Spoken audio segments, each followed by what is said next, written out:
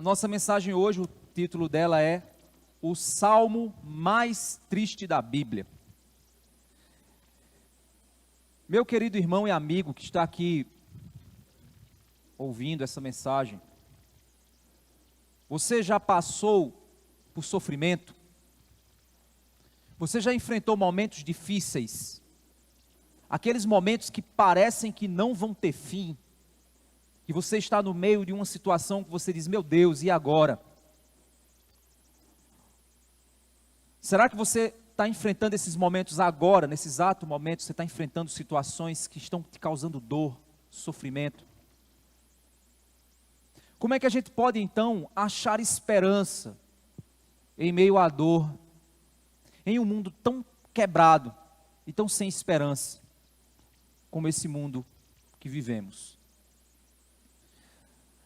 Para que a gente possa pensar um pouco sobre isso, em primeiro lugar, vamos rememorar alguns conceitos importantes. O primeiro deles é, por que existe dor no mundo? Por que a dor existe no mundo? A Bíblia nos ensina que o pecado entrou no mundo por uma escolha de Adão, que era o nosso representante, como seres humanos. E como a escolha humana em Adão, de viver longe de Deus, essa escolha trouxe morte e dor ao mundo. Toda a criação, por causa disso, sofre os efeitos da queda, que é aquilo que a Bíblia chama de pecado. Quando Adão escolheu seguir seu próprio destino, o mundo caiu em uma condição de pecado. É o que a Bíblia chama de queda. Toda a criação então sofre os efeitos da queda. Os efeitos da rebelião humana, que ocorreu lá em Adão. Por esse motivo, o sofrimento é o prenúncio da morte de toda a condição caída. Toda a dispensação do tempo presente, toda a era, ela, antes do fim, ela trará dor e morte. O sofrimento, irmãos, é o prenúncio da morte, pois a dor, quando se intensifica, é natural que leve à morte. E a morte é o resultado final da condição de alienação do Criador, de distanciamento daquele que nos criou. Quando nós sofremos, normalmente, a nossa dor é causada ou por uma decisão errada que nós tomamos, ou por uma decisão errada que outras pessoas tomaram e acabou incluindo a gente nas consequências, ou por circunstâncias permitidas por propósitos divinos, por meio da ação do diabo, ou por meio das ações circunstanciais divinas. Não sei qual dessas 4 fontes de sofrimento tem trazido dor para você. Ou você pode estar no meio de uma dor, de uma dessas condições nesse exato momento. Eu quero apenas aqui mostrar para você como é que seus olhos precisam olhar para o lugar certo, em meio à escuridão trazida pela tribulação. A gente vai ler agora o que é conhecido como o salmo mais triste da Bíblia. Tente agora, por meio da leitura, imergir na dor do salmista. Ou então, a dor que um dia você passou, ou talvez a dor que você está passando nesse exato momento. Vamos ver, representados pela fala do autor bíblico, o que o sofrimento traz e de que forma a alma é angustiada pela dor. Abram suas Bíblias então no Salmo 88. Salmo 88.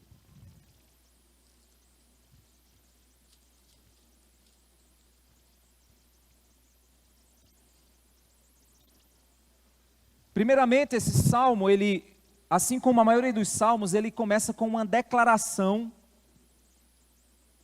importante para o contexto de todo o salmo. Essa declaração é uma expectativa de salvação em Deus. e uma declaração de clamor constante do coração do salmista. Então o capítulo 81, verso 1, o salmista declara o seguinte: ó Senhor, Deus da minha salvação, dia e noite clamo diante de ti. Ele declara Deus como seu Salvador, mas ele declara que sua aflição o leva a clamar dia e noite ao seu Salvador, o Senhor Deus. E é a partir daqui que o salmista começa a descrever o estado do seu corpo e de sua alma, nessa condição na qual ele está. Verso 2 e 3, então, ele expressa o seu desejo de ter sua oração ouvida pelo Senhor, em um estado de alma angustiada e uma proximidade da morte. Olha o que o verso 2 e 3 nos diz. Ele diz então: chegue à tua presença a minha oração, inclina os teus ouvidos ao meu clamor, pois a minha alma está cheia de angústias, e a minha vida já se aproxima da morte. O verso 4 e 5, ele vai se comparar no seu estado de corpo a um homem tão fraco, que parece morto e esquecido. Parece ser aqueles que foram deixados na sepultura e esquecidos pelos mortais, pelos que estão vivos. O 4 e 5 ele diz: sou contado, ou estou entre aqueles com os que descem ao abismo.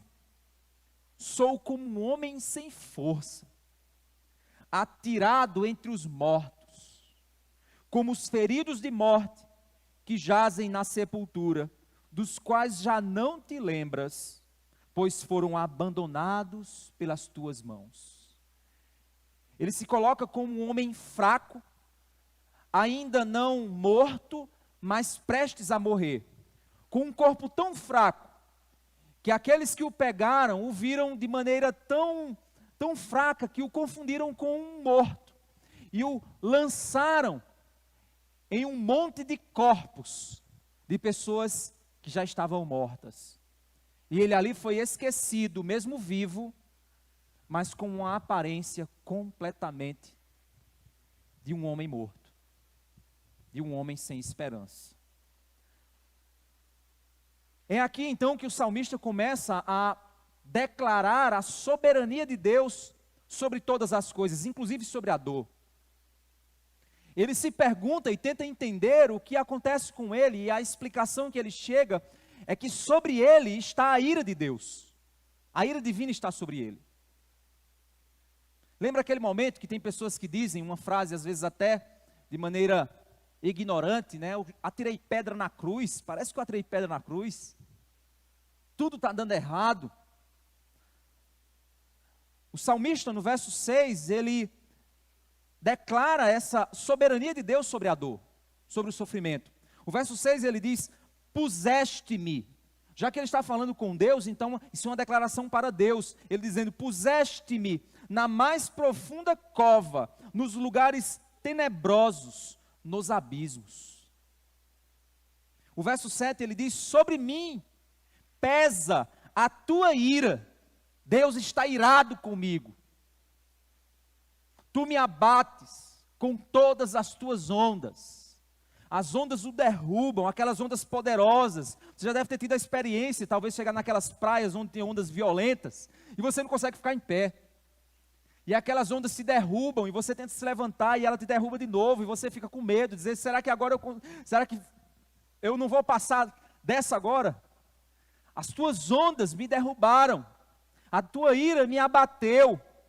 Tu me pôs em uma profunda e tenebrosa cova. O verso 8: afastaste de mim os meus conhecidos, e me fizeste objeto de abominação para com eles. Eles têm nojo de mim. Estou preso, e não vejo como sair. Eu não vejo saída da condição na qual eu estou.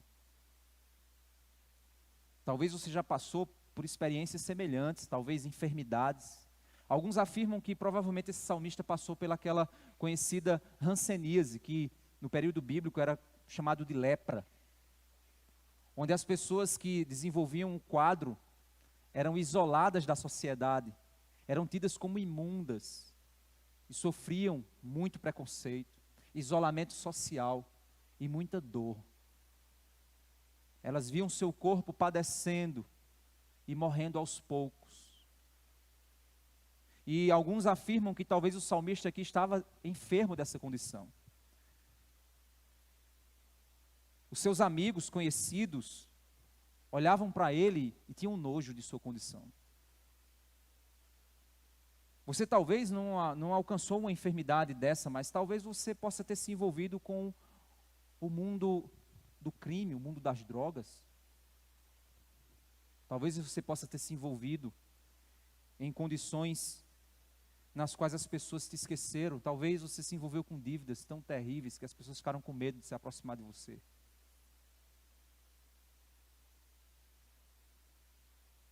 Ele disse que não vê como sair. Talvez você não consiga perceber alternativas à sua condição. Você pensa,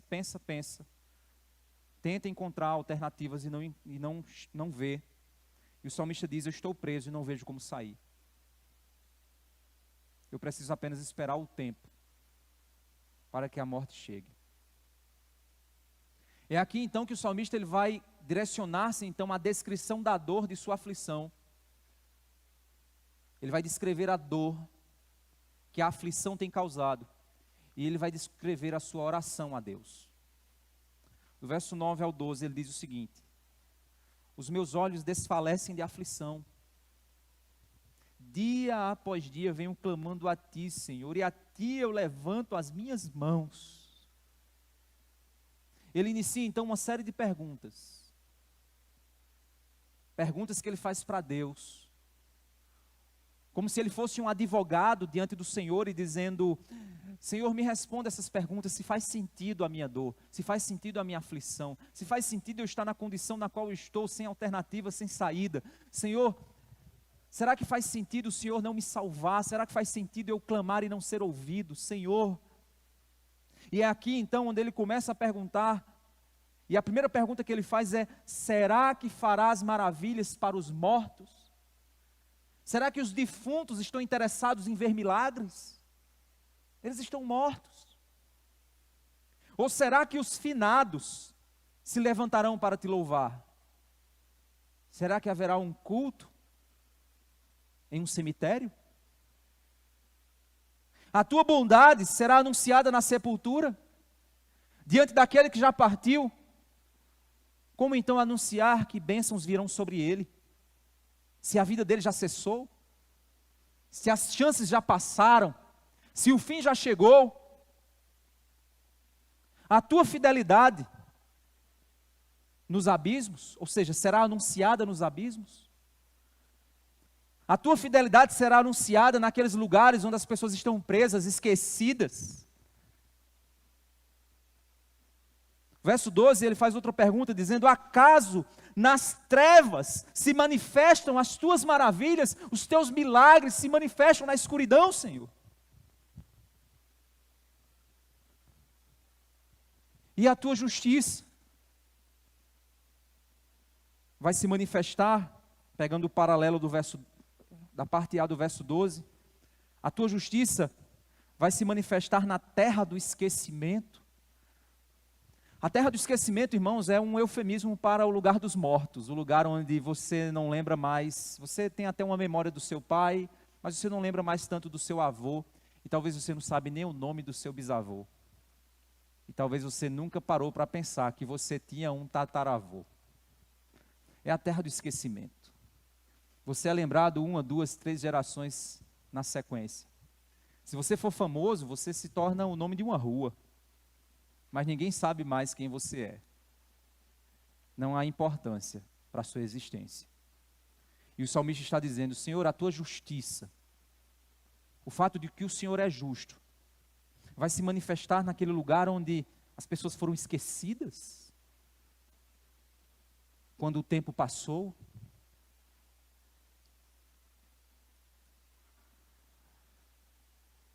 salmista, então, do verso 13 ao 15, ele vai clamar a Deus por socorro. Ele se sente rejeitado em sua longa aflição. O verso 13 ele diz: mas eu, Senhor, clamo a ti por socorro.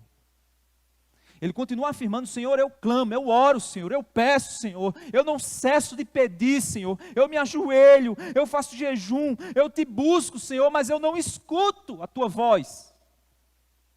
Eu clamo a ti por socorro e de madrugada eu dirijo a ti minha oração. Eu não durmo, Senhor, eu oro.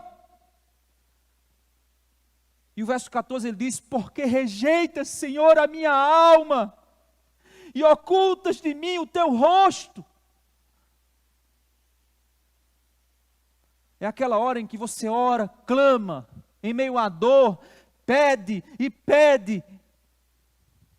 parece que não tem saída, não tem solução, Deus não escuta, teu coração começa a guerrear e dizer: Deus não existe, e se Ele existe, Ele não gosta de você, e se Ele existe, Ele não é justo com você, e se Ele for justo, o problema é você.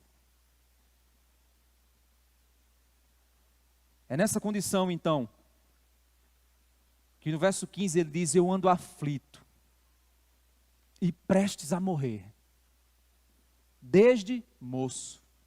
A gente não está falando aqui de uma dor recente, a gente está falando de uma dor longa. Desde jovem esse homem sofre, sem ver muita alternativa em sua caminhada. A única coisa que ele vê diante dele mesmo, ao olhar para o futuro, é a morte. É a única coisa que ele vê. E ele então diz: sob o peso dos teus terrores, estou desorientado. A explicação que ele então tira é: Deus está irado comigo por algo que eu fiz, por algo que eu sou. Deus me esqueceu, Deus me deixou, Deus está me castigando. Algo acontece comigo que eu só consigo entender que são os terrores do Senhor que se voltaram contra mim. Deus está irado comigo. Deus quer me destruir. Eu não entendo o porquê. Estou desorientado. Não sei para onde ir. Não sei o que fazer. Você já chegou a situações assim, meu irmão? Não sei se chegou. Não sei se um dia vai chegar. Mas do verso 16 a 17, ele então declara que o peso da ira divina inunda a sua vida. Ele diz no verso 16 e 17 o seguinte: sobre mim passou a tua ira, os teus terrores acabaram comigo. O dia todo eles me rodeiam como água, há um tempo me circundam. Ele se sente como alguém que uma inundação repentina chegou sobre ele e ele não tem para onde escapar, ele não tem como nadar. As águas são violentas e o arrastam e ele não tem como ter forças, ele não tem algo em que se segurar. As ondas o arrastam de um lado para o outro. A inundação da ira divina levantou ele do chão, ele não toca mais seus pés no solo. O seu corpo se move violentamente de um lado para o outro e ele não sabe o que fazer. Ele apenas espera a hora em que a morte vai chegar. E ele então finaliza o salmo com a sua declaração final. Tantos salmos finalizam com esperança. Mas esse salmo é considerado o salmo mais triste da Bíblia, porque esse salmo finaliza da seguinte forma. O salmista que escreveu esse salmo finaliza dizendo, no verso 18: para longe de mim afastastes os amigos e companheiros. Estou só. Não resta mais ninguém ao meu lado. Estou esquecido. Não resta mais nada para me apoiar. Fui deixado. Os meus companheiros me abandonaram. E ele então afirma que existe sim alguém perto dele. O único amigo fica do seu lado. E ele diz: os meus conhecidos agora são as trevas. A única companhia que permanece com ele é a escuridão. É a sua única companheira. Não há luz, não há esperança, não há solução, não há uma única declaração de mudança nesse salmo. A dor começa e termina, e a única expectativa do salmista é a morte, é o fim. O fim desse salmo, irmãos, é escuridão, desesperança, dor sem saída. Que triste, irmãos, viver e morrer assim. Será que você que está me ouvindo aqui hoje estaria assim? Será que um dia você vai estar assim? Você não tem controle sobre sua vida. Você não sabe do seu futuro. Você não se pertence, apesar de você achar que sim.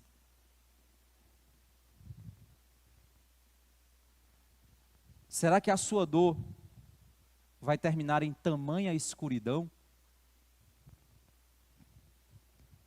Meu irmão, louvado seja o nosso Deus, pois nós temos um Deus para poder clamar. A única esperança contida nesse salmo é que esse salmo é uma oração.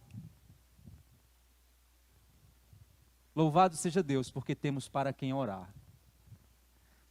Porque uma vida sem fé é uma vida de dor em trevas, de aflição sem razão, de sofrimento sem esperança.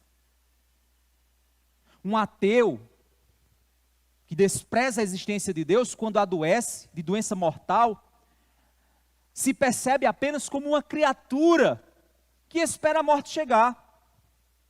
Ele se vê perdendo tudo ao seu redor. E no fim, no meio de muita dor, ele dá seu último grito e morre em direção a nada mais que a escuridão de sua incredulidade. Sua dor não tem propósito, não há Deus. O único propósito de sua dor é cessar sua existência sem sentido, tirar sua alegria de viver, humilhar e no fim cessar os sonhos e matar. A dor tem um único propósito no ateu, de destruir, sem sentido, uma injustiça do universo, uma sacanagem da mãe natureza, uma simples condição aleatória, fruto de uma explosão, e você caiu na probabilidade errada de não ter a devida saúde. Que vida sem sentido. Você tem medo de passar a dor desse salmista, meu irmão? Deixa eu fazer uma pergunta para você. Você aceitaria se o Senhor te oferecesse essa dor? Em que você fosse esquecido, desprezado, clamasse e não fosse ouvido?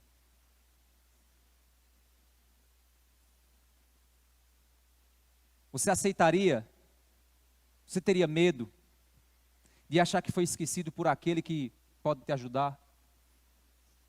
Você tem medo da dor? Eu imagino que sim.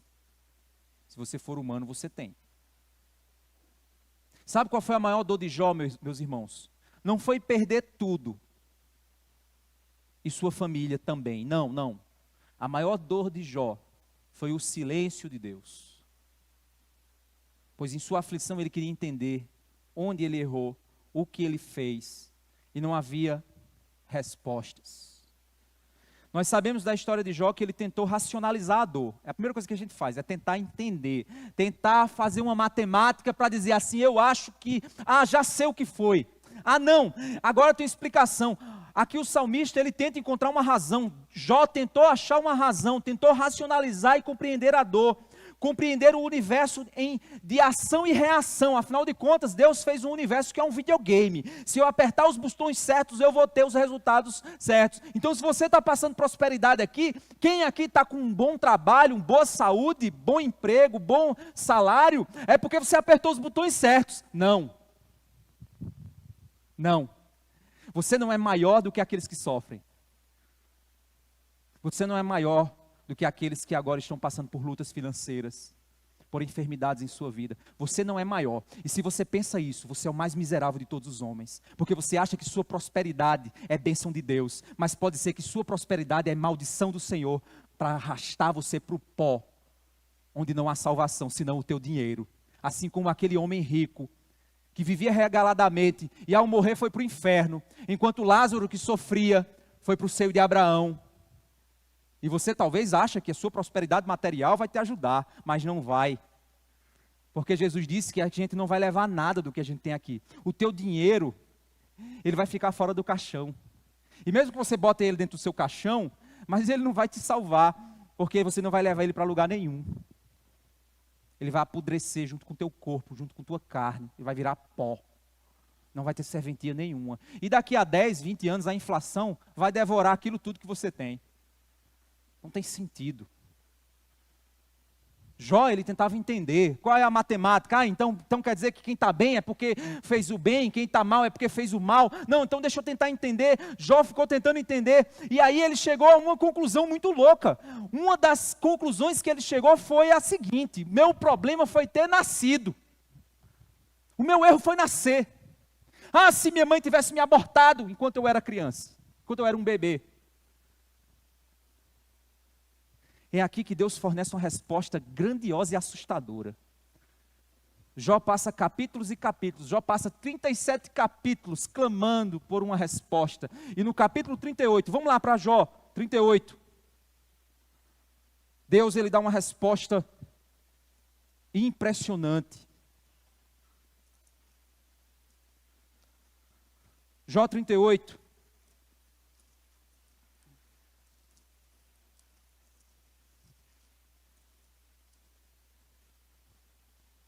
O verso 1 e 4 diz assim: então, do meio de um redemoinho, o Senhor respondeu a Jó e disse: quem é este que obscurece os meus planos com palavras sem conhecimento? Cinja os lombos como homem. Ele olha para Jó e diz: levante-se,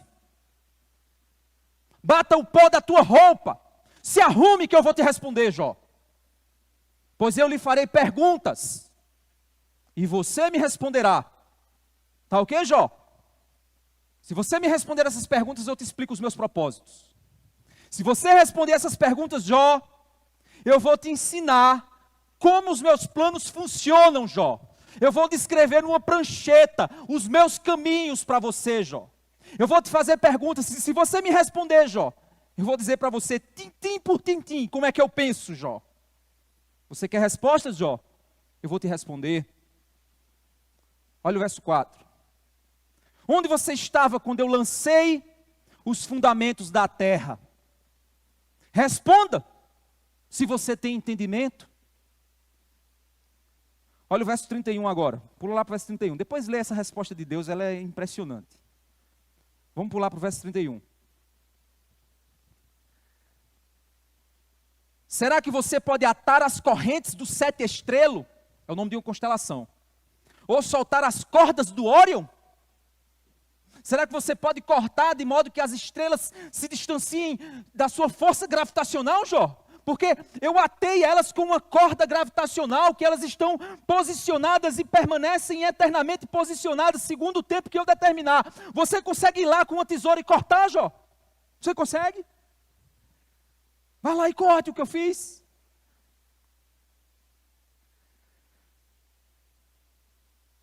Ele continua dizendo: você pode fazer aparecer as constelações a seu tempo, ou guiar a ursa maior com seus filhos. Você conhece as leis que governam os céus e pode estabelecer a sua influência sobre a terra? Você é capaz de levantar a sua voz até as nuvens para que a abundância das águas cubra você? Você pode dar ordens aos relâmpagos para que saiam e lhe digam as suas ordens, Senhor. Quem pôs sabedoria no coração ou deu entendimento à mente? Quem pode numerar com sabedoria as nuvens ou os cântaros dos céus? Quem pode despejar para que o pó se transforme em massa sólida e os torrões se apeguem uns aos outros? Será que você que caça a presa para a leoa ou mata a fome dos leãozinhos? Quando se agacham nos covis e ficam à espreita nas suas covas?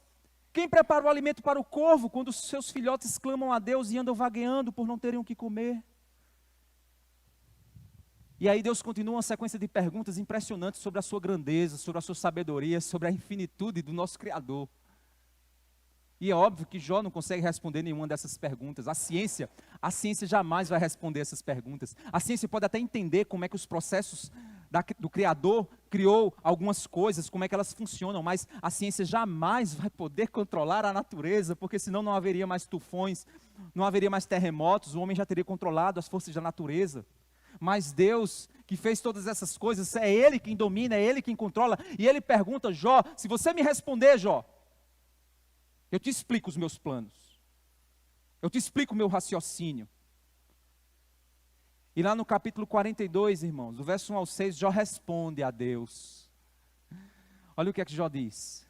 Então Jó respondeu ao Senhor e disse: bem sei que tudo podes, nenhum dos teus planos pode ser frustrado. Tu perguntaste, quem é este que sem conhecimento encobre os meus planos? Na verdade, falei do que eu não entendia, coisas que são maravilhosas demais para mim, coisas que eu não conhecia. Disseste, escute, porque eu vou falar, farei perguntas e você me responderá. Eu te conhecia só de ouvir, mas agora os meus olhos te veem, por isso eu me abomino e me arrependo no pó e na cinza. Quem é você, meu irmão, que tenta entender os caminhos do Senhor? Que tenta achar que a tua prosperidade é fruto de que você é um cara de gente boa.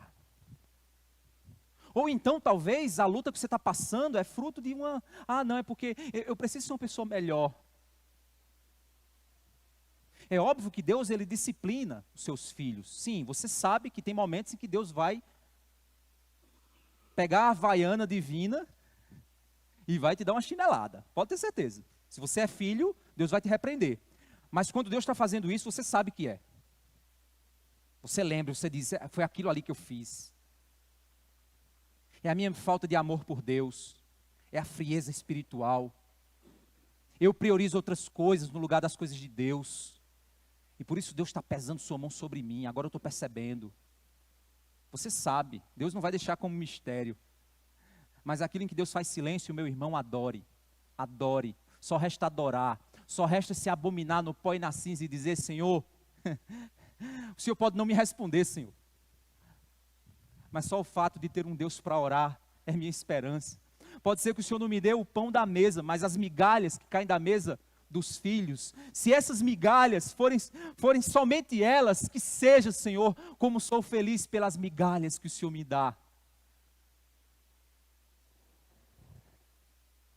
Quando Deus questionou a Pedro e seus discípulos a respeito do pão e peixe que ele multiplicava, e ele chamou a atenção do povo e disse, vocês só me procuram para ser abençoados, vocês só me procuram por causa do pão que eu dou a vocês, vocês não me procuram por causa do pão do céu que sou eu. As igrejas estão lotadas de pessoas que querem bênçãos, prosperidade, só buscam a Deus para ter cura, só buscam a Deus para ter solução. O que elas querem na realidade são as mãos divinas do Senhor e não sua face. E Pedro responde, Senhor, para onde vamos, Senhor, se só Tu tens as palavras de vida eterna? Senhor, me deixe pelo menos dormir aos Teus pés, mesmo que o Senhor não me responda, mas se eu simplesmente souber que eu estou perto do Senhor, já é suficiente, pois a Tua graça é melhor do que a vida, Senhor. Você entende isso? Se Deus te arrancar tudo, te tirar tudo e te manter crente, você tem tudo o que precisa para continuar vivendo, mesmo em meio à dor. Sabe por quê? Porque nós precisamos entender que o nosso Deus ouve orações. Porque a gente pode pensar, mas será que Deus não ouve os aflitos? Será que Deus não ouve os que sofrem? Será que Deus se faz de surdo diante da dor, de cego diante da dor? Mas Jesus diz em Lucas 18, do verso 7 ao verso 8, ele diz: e Deus não fará justiça aos seus escolhidos, que clamam a Ele de dia e de noite, ainda que tardio para com eles, digo-vos que depressa lhes fará justiça. Será que Deus não responde orações, meus irmãos? Jesus disse que responde. Nosso Deus responde orações. Mas e o salmista do Salmo 88? E aquele irmão da época da Covid, que você talvez orou por ele, disse: Senhor, tira ele da UTI, Senhor, tira ele da UTI, e ele não saiu. E aí? E a resposta para aquela oração não respondida? Como fica? Como é que eu posso então confiar nessas palavras de Jesus? Sabe por que você pode confiar? Porque Ele nos amou. Ele nos amou. Sabe como? Abra sua Bíblia em Isaías 53.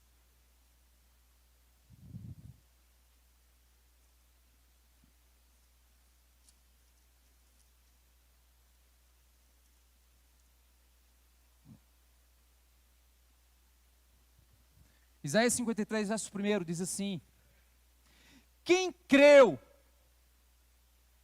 em nossa pregação, e a quem foi revelado o braço, o poder do Senhor,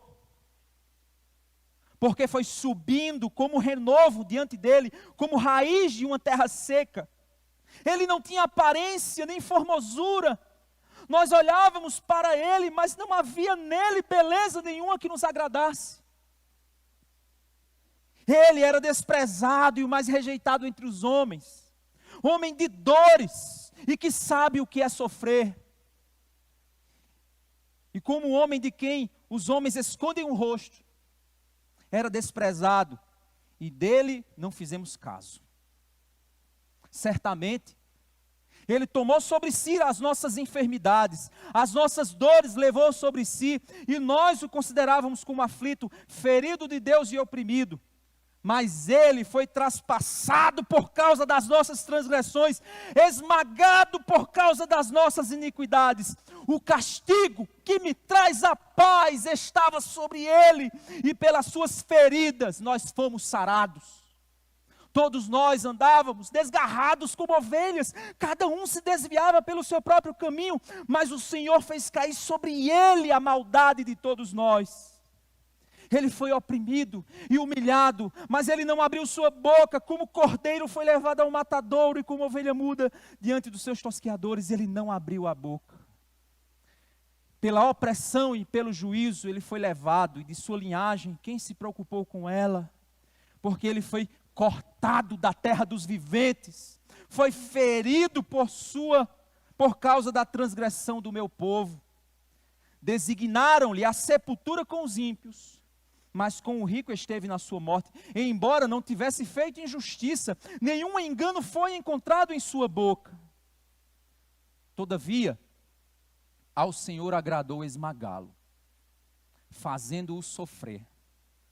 Quando Ele der a sua alma como oferta pelo pecado, Ele verá a sua posteridade e prolongará os seus dias, e a vontade do Senhor prosperará nas suas mãos.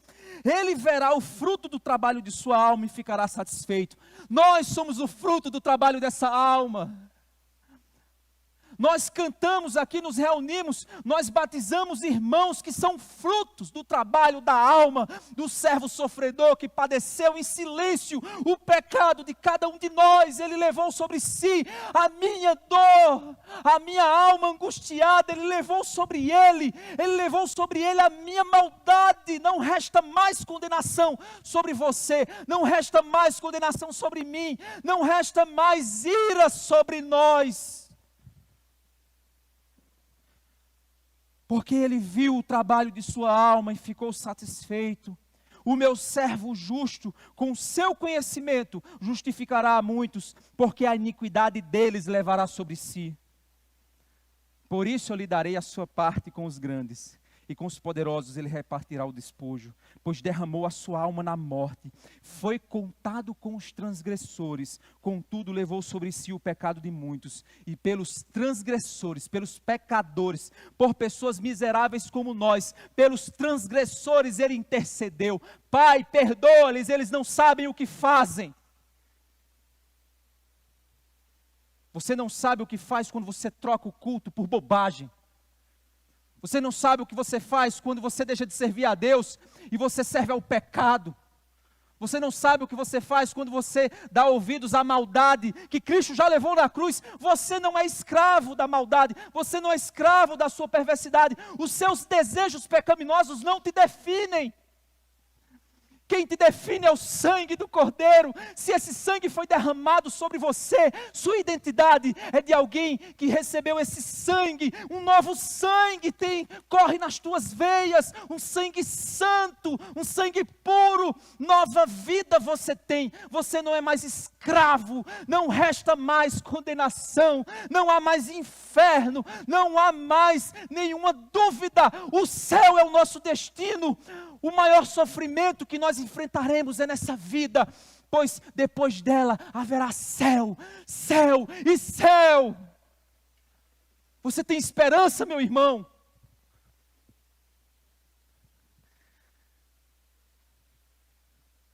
Por causa de Jesus, nós nunca seremos o salmista do Salmo 88. Espera aí, pastor, então quer dizer que não há dor e no fim a morte? O salmista disse que os seus últimos inimigos foram as trevas. Seus últimos amigos foram as trevas. Sabe por que nós não somos o salmista do Salmo 88? Porque Jesus é Ele. Jesus é Ele. Jesus disse, Deus meu, por que me abandonaste? E a resposta é, para que eles não sejam abandonados. Eu te abandonei, meu filho, para que você que está aqui me ouvindo não seja. Porque se for por causa do seu pecado, você é. Mas Deus não abandonou e nunca nos abandonará. Mesmo no silêncio de Deus há graça. Eu não sei o timbre da voz de Jesus. Não sei se é grosso, não sei se é alto, não sei o timbre da voz dele. Mas vamos ler o Salmo 88 com o timbre da voz de Cristo? Vamos tentar imaginar que o Salmo 88 é Jesus tomando o nosso lugar, é Jesus tomando a nossa dor, é Jesus tomando a nossa angústia, indo para a cruz.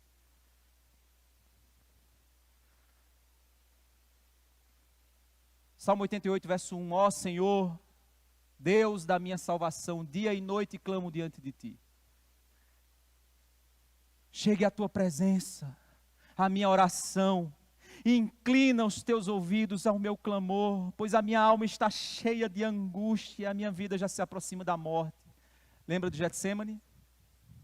Sou contado com os que descem ao abismo, sou como um homem sem força, atirado entre os mortos, como os feridos de morte que jazem na sepultura, dos quais já não te lembras, pois foram abandonados pelas tuas mãos. Lembra do Gólgota?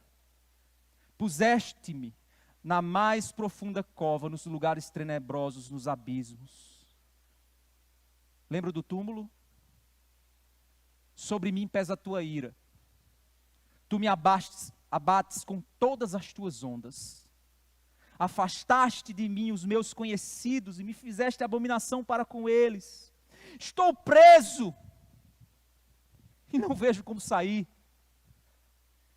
Os meus olhos desfalecem de aflição. Tenho sede, lembra? Tenho sede. E lhe deram vinagre. Dia após dia venho clamando a Ti, Senhor, e a Ti levanto minhas mãos. Será que farás maravilhas para os mortos? Sim, ressuscitará eles. Ou será que os finados se levantarão para Te louvar? Sim, eles ressuscitarão. A Tua bondade será anunciada na sepultura? Sim, a cruz é a bondade de Deus conosco. A Tua fidelidade nos abismos? Sim, não importa no lugar onde você esteja, no mais profundo abismo, não há lugar mais fundo que o braço de Deus não possa te resgatar. Acaso nas trevas se manifestam as suas maravilhas? Sim, são nos lugares escuros desse mundo que a luz de Deus brilha e resgata pessoas trazendo a vida. E a tua justiça na terra do esquecimento? Não seremos esquecidos, porque o nosso nome está escrito no livro da vida, isso é que importa.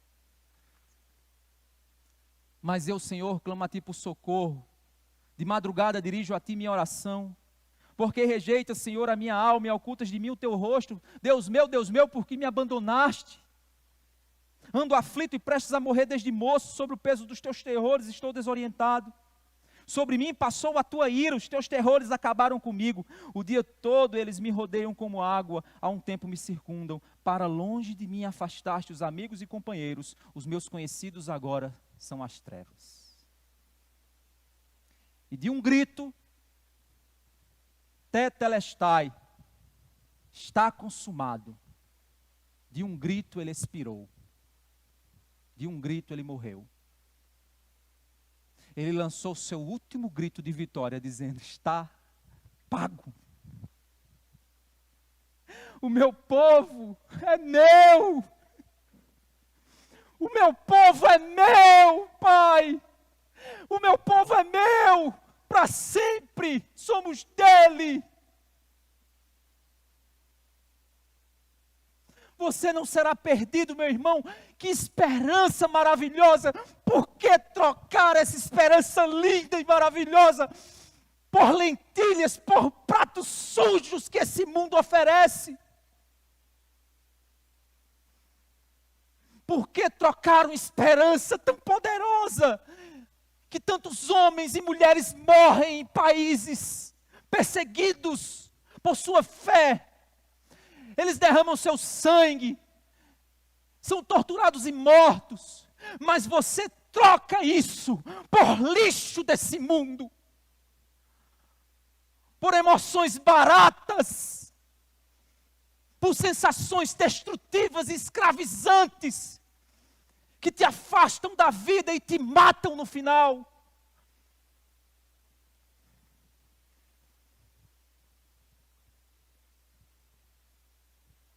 Nesse salmo tem esperança, irmãos.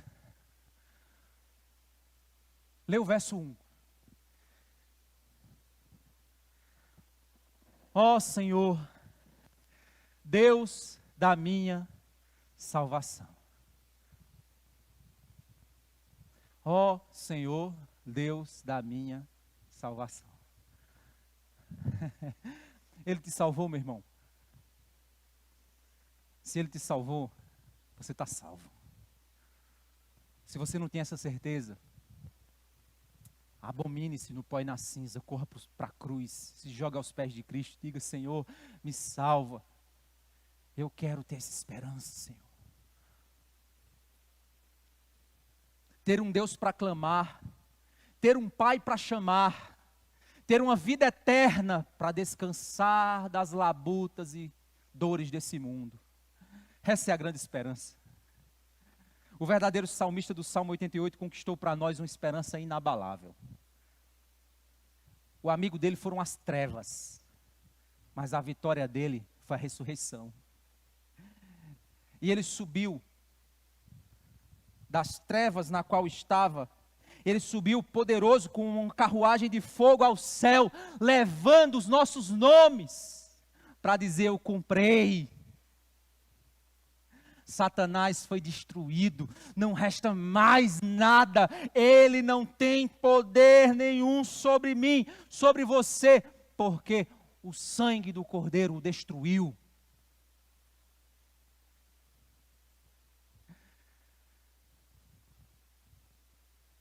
Certa vez, irmãos, um torturador disse a um missionário,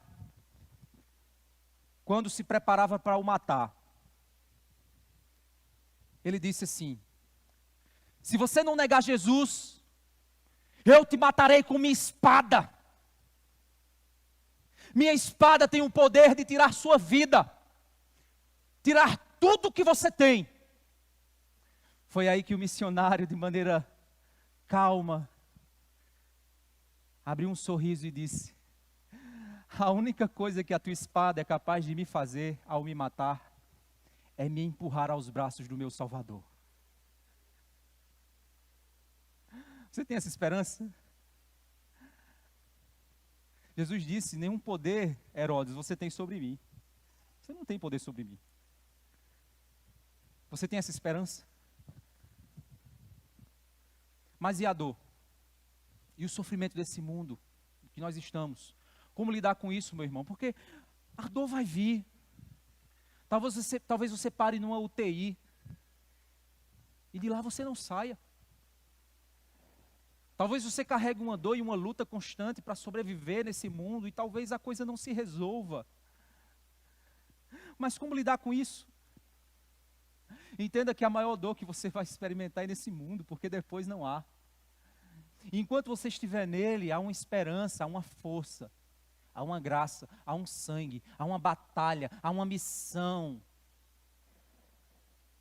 Romanos 8, 20 a 25 diz: pois a criação está sujeita à vaidade, não por sua própria vontade, mas por causa daquele que a sujeitou, na esperança de que a própria criação será liberta do cativeiro da corrupção, para a liberdade da glória dos filhos de Deus. Porque sabemos que toda a criação a um só tempo geme e suporta angústias até agora. E não somente ela, mas também nós que temos as primícias do Espírito. Igualmente gememos em nosso íntimo, aguardando a adoção de filhos, a redenção do nosso corpo. Você tem trilhado uma história, uma vida. Eu me emociono quando eu batizo esses meninos aqui, porque eu digo: meu Deus, quanta história, Senhor. Quanto batida do coração eles têm para Cristo. Quantas missões eles vão poder fazer para o Senhor. O que você está fazendo com a tua juventude? Gastando ela para ficar bonitão? Gastando a tua energia para ficar rico? Porque tudo isso vai ficar. Nada disso tem valor eterno. Pega a tua vida e usa para a glória de Deus. Serve, ama, perdoa, vive para servir a outros com amor, prega o Evangelho, vive a vida de Cristo em você, vive uma vida que vai valer a pena, e no fim, você vai poder dizer como Paulo: acabei a carreira, guardei a fé.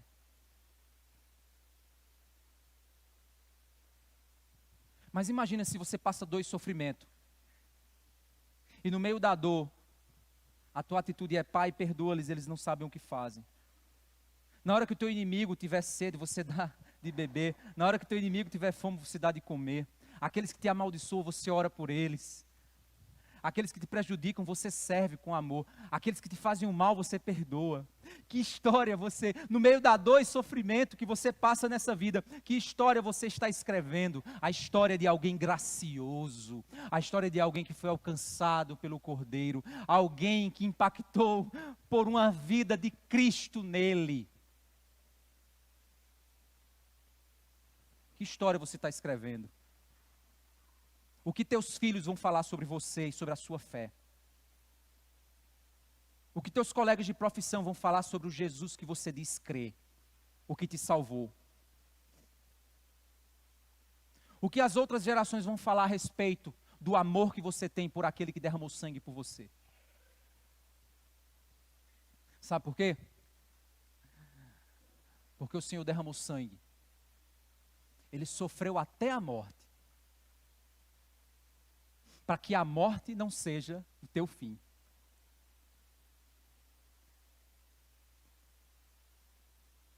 Ele sofreu abandonado, para que você não seja abandonado.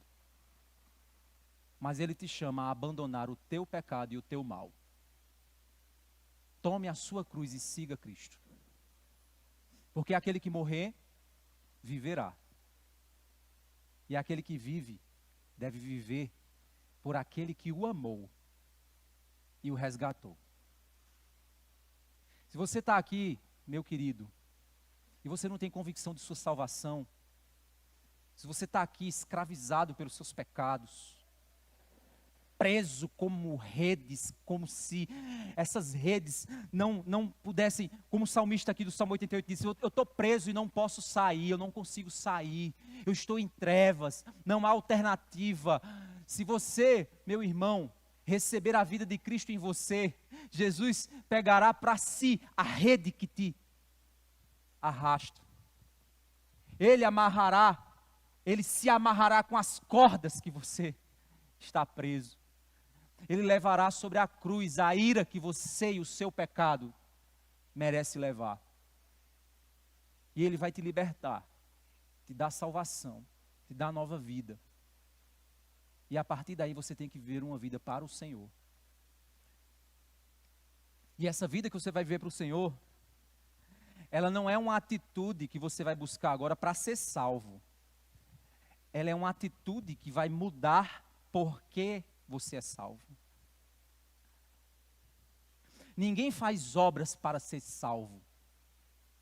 As obras são frutos da salvação. Você está tentando até agora mudar, não está?